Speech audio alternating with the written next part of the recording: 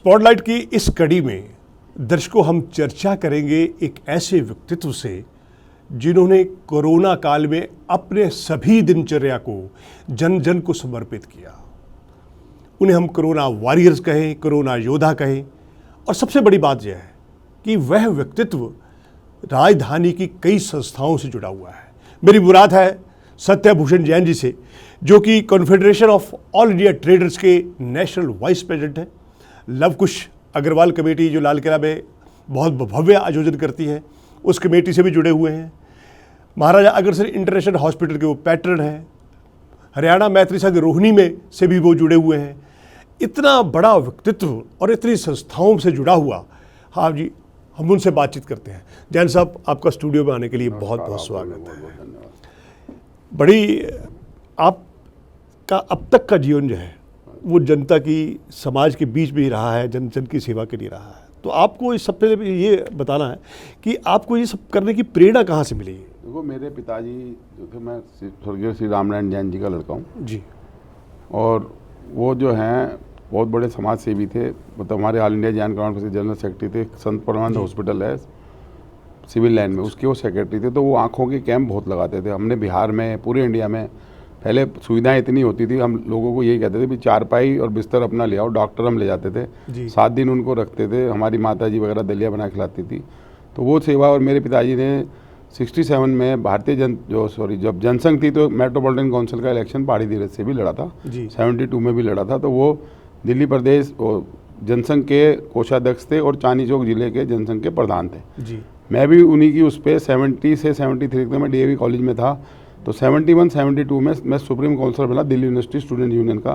जब पहले कॉलेज से 9 आदमी सुप्रीम काउंसिलर बनते तो उसके बाद प्रेसिडेंट चुना जाता था जी। तो भगवान सिंह जी पहली बार अखिल भारतीय विद्यार्थी परिषद के पहली बार जो अध्यक्ष था वो दिल्ली यूनिवर्सिटी का जब बने जी। उसके बाद मैं 3 साल तक वहाँ पर जो अपने अखिल भारतीय विद्यार्थी परिषद दिल्ली प्रदेश, उसका मैं कोषाध्यक्ष रहा। मेरी शुरू से रुचि रही कि समाज की सेवा जितनी ज़्यादा हो सके। मैं नारायण सेवा संस्थान उदयपुर है, उसका भी मैं केंद्रीय ट्रस्टी हूँ। तारा नेत्रालय में हमारे 6 आंखों के हॉस्पिटल बन गए, ओल्ड एज होम बन गए। तो मैं बहुत कैंप वगैरह बहुत करता हूँ। और सबसे मेन है कि अभी जो कोरोना के अंदर मैंने इतना काम किया, मतलब अपने मुँह से नहीं, क्योंकि हमने एक तो पूरी सप्लाई चेन पूरे इंडिया में टूटने नहीं दी। अच्छा, वो राशन की सप्लाई हमने एक अपना kirana.com चला के, अभी सबसे बड़ा हम जो काम करने जा रहे हैं, भारत ई-कॉमर्स हम 9 तारीख से चालू करेंगे, 9 अगस्त से जी। हमारे प्रधानमंत्री जी की इच्छा थी कि कोई कंपनी अपने द्वारा अपनों की, तो वो भारत ई-कॉमर्स हमने अपनी कंपनी जो चालू कर रहे हैं, वो हर व्यापारी का, जो भी हम 7 करोड़ व्यापारी को वो करते हैं, तो हर व्यापार जो उससे जुड़ेगा, हम उससे कोई कमीशन नहीं लेंगे, कुछ नहीं लेंगे। उसको एक, जो भी हमारे साथ उसमें जुड़ेगा उसको एक शेयर भी देंगे जी। तो भारत ई-कॉमर्स 9 तारीख को हम लॉन्च कर रहे हैं। और उसमें कड़ी में हमने kirana.com चालू किया था, जो कि 40-50 शहरों में हमने किराना की सप्लाई को टूटने नहीं दिया। व्यापारियों की सुविधा के लिए एक नया प्लेटफॉर्म आ रहा है जो बिल्कुल स्वदेशी है। हाँ। अच्छा, जो स्वदेशी की धारणा है, हाँ, जैसे प्रधानमंत्री नरेंद्र मोदी ने कहा कि लोकल से वोकल बनना होगा, वही कर रहे हैं हम। इस पे SMSE जो इस समय बहुत संकट में है, मुझे लगता है कि कोरोना काल में अगर सबसे ज़्यादा प्रभावित हुआ तो वो व्यापारी वर्ग प्रभावित हुआ है। अब व्यापारी वर्ग जो है वो सरकार से क्या अपेक्षा रखता है कि उसके लिए क्या होना चाहिए? नहीं, सरकार के, देखो हम सब कहते हैं सरकार से क्या, सरकार तो है ना हमारी है। सरकार में कौन है? हम और आप है ना जी। और जिसने कोई लोन ले रखा तो सरकार ने उसको 6 महीने की वो किस्तों का फ्री कर दिया। इंस्टॉलमेंट जो EMI है वो अगस्त तक उन्होंने कर दिया। तो वो यही तो कर सकते हैं। अब जैसे व्यापारी है, छोटा व्यापारी है, हम कभी रुपये थोड़ा मांग रहे हैं सरकार से जी। भाई जो आज, अगर मोदी जी भी 3 बार ट्वीट कर चुके हैं, जो काम आया हमारे जो छोटे दुकानदार थे वो काम आए ना जी। आपको दूध की कमी पड़ी हो, ब्रेड की कमी पड़ी हो, बिस्कुट की कमी पड़ी हो, तो हमारी 50 लाख दुकानें पूरे इसके अंदर अभी भी खुली रही। पूरे इंडिया की बात कर रहा हूँ मैं। और हमने सप्लाई चेन को टूटने नहीं दिया। सरकार ने हमें पूरा कोऑपरेट किया। जैसे एक नंबर दे दिया, अगर किसी ट्रक वाले को दिक्कत होती तो आप नंबर दे दिया, एक नंबर की भी आप इस पर फ़ोन करो, आप DM को सबको अलर्ट कर दिया। तो सबसे बड़ी उपलब्धि, कहीं आप ये बताओ किसी आदमी को कोई तकलीफ हुई क्या? आप जैसे मैं जहाँ रहता हूँ कॉलोनी में, मेरे को कभी एक दिन दिक्कत नहीं आई कि मुझे दूध नहीं मिल रहा, ब्रेड नहीं मिल रही, बिस्कुट नहीं मिल रहा। तो सबसे बड़ी उपलब्धि तो व्यापारी ने साथ दिया ना। मोदी जी ने 3 बार ट्वीट किया जी। जो छोटा व्यापारी है उसने बहुत कोऑपरेट किया।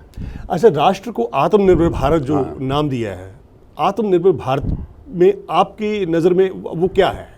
आत्मनिर्भर भारत का मतलब है कि अगर हमें कोई चीज़ थोड़ी महंगी भी मिल रही है चाइना से तो हमें वो लेनी चाहिए। हमारा कहना ये है।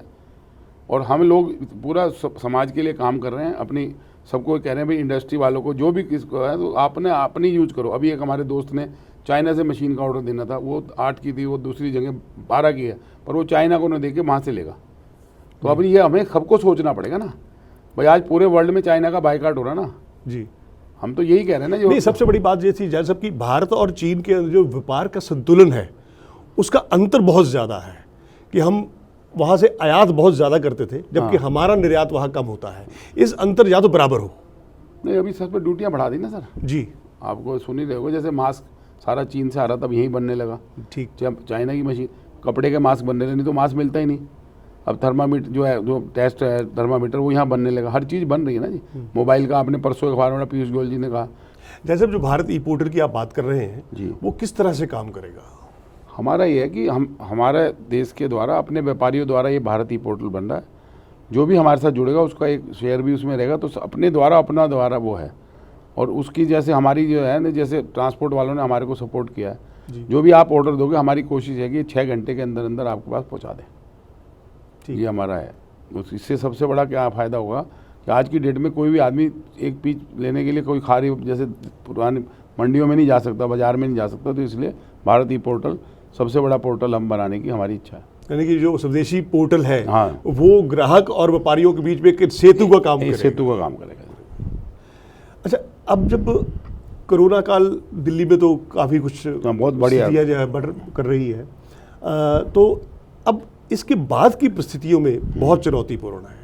जैसे बेरोजगारी है, बहुत से काम धंधे लोगों को छूट गए हैं, प्रवासी मजदूरों की समस्याएं हैं, उसको कितना टाइम लगेगा सामंजस्य बटने? नहीं, ये तो देखो महामारी तो आई है, सबको पता ही है जी।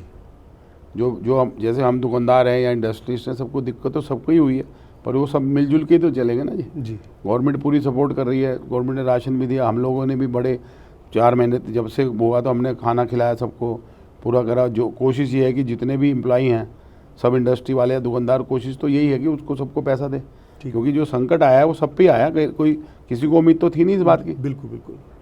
तो इसमें तो सब मिलजुल के ही चलेगा ना जी। ठीक। लेकिन अर्थव्यवस्था को गति देने के लिए, और देश की अर्थव्यवस्था को गति देने के लिए धन का प्रवाह बहुत जरूरी है। अर्थव्यवस्था और जो प्रधानमंत्री या वित्त मंत्रालय ने विभिन्न क्षेत्रों के लिए पैकेज दिए हैं, उसका कितना असर हो सकता है? आपको मैं बता दूं जी, ये जो कोरोना महामारी है हमारे को देश को ऊपर ले जाएगी। हम सोने की चिड़ियाँ दोबारा से कहलाएंगे जी। जो मोदी जी को अगर आपने सुना हो तो 3 L बोले थे उन्होंने जी, लैंड, लेबर और लॉ। तो उसके अंदर इतना चेंज कर देंगे कि जिससे कि हमारे यहाँ इंडस्ट्री, क्योंकि हमारे को काम हम अभी डर रहे हैं ना, मैं कह रहा हूँ इतना काम होगा कि लोग कर नहीं पाएंगे। हमारी जो दिवाली है बहुत टॉप बनेगी। एक सर्वे रिपोर्ट आई है जी, जो विभिन्न देशों ने की है, उसमें ये कहा गया है कि भारत की जो स्थिति है कोरोना के बाद वो बड़ी उम्मीदों भरी है, बड़ी सपनों भरी उड़ान है। जो आप बात कर रहे हैं वो भी कहा कि भारत की जो अर्थव्यवस्था पटरी पर सबसे जल्दी अब वापस लौटेगी। हाँ जी। और उसके लिए ये भी हो सकता है कि रोजगार के नए अवसर पैदा हों, क्योंकि फार्मा कंपनी है, मेडिकल क्षेत्र में ज़्यादा प्रगति हुई है, जो चीज़ें पहले नहीं बनती थी वो अब बननी शुरू हुई है, तो रोजगार की संभावनाएं हैं। सिर्फ योजनाओं को सही ढंग से लागू करने की जरूरत है। नहीं तो सरकार का पूरा कोऑपरेशन है ना सर जी। आप देखो जो बाहर की कंपनियां जो चाइना से उठ के जब कहीं भी सब हमारे यहाँ आ रही है ना जी, इसीलिए तो आ रही हैं। जब फैक्ट्रियाँ लगेगी तो एम्प्लॉयमेंट मिलेगी ना, काम जो अब जो भी कोई सामान बिकता है ई पोर्टल से बिकेगा, दुकान से भी बिकेगा तो है ना जी। तो दुकानदारों को भी तो होगा ना जी। अब जैसे आज आ गया अखबार में कि आज रेडी पटरी खोल दी, ऐसा ऐसा सब खुल रहा है। और मैं तो कह रहा हूँ ये हमारे को एक सबक भी सिखा दिया कि हम विदेशी चीज़ों का यूज़ ना करें, देसी का यूज़ करें, तो अपने आप आ जाएगा। देश की अर्थव्यवस्था के लिए दोस्तों सत्यभूषण जैन जी ने बताया कि स्वदेशी अपनाना बहुत ज़रूरी है, और साथ ही जैसे जैसे अर्थव्यवस्था के दरवाजे खुल रहे हैं, जो लॉकडाउन 2.0 की जो भी अनलॉक हो रहा है, और धीरे धीरे अर्थव्यवस्था पटरी पर आएगी, जान भी है और जहान भी है। तो भूषण जी आपसे बातचीत करने के लिए बहुत बहुत धन्यवाद।